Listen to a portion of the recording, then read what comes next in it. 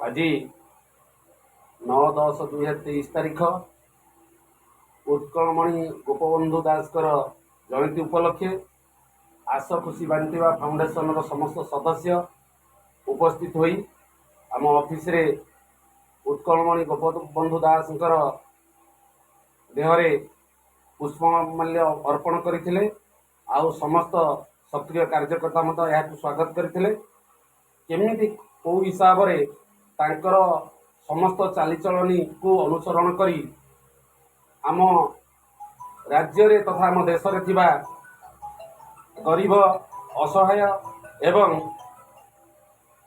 रंकी दुखींकर सेवा शुश्रूषा करिया पई ए फाउंडेशन आज पत्रपुर ठारे ता ऑफिस गृह रे समस्त भाई मानू आह्वान करुची। भाई माने आपण माने आगे आसतु गरीब श्रेणीर समस्त लोक मानू सहायतार हाथ बढ़ातु एवं आस खुशी बांटिवा फाउंडेशन समस्त सदस्य मान सहित मिसी गरीब दुखी रंगींगर सेवा करने आम हाथ को मजबूत करूँ।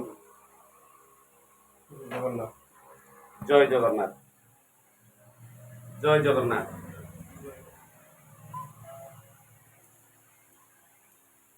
बस बस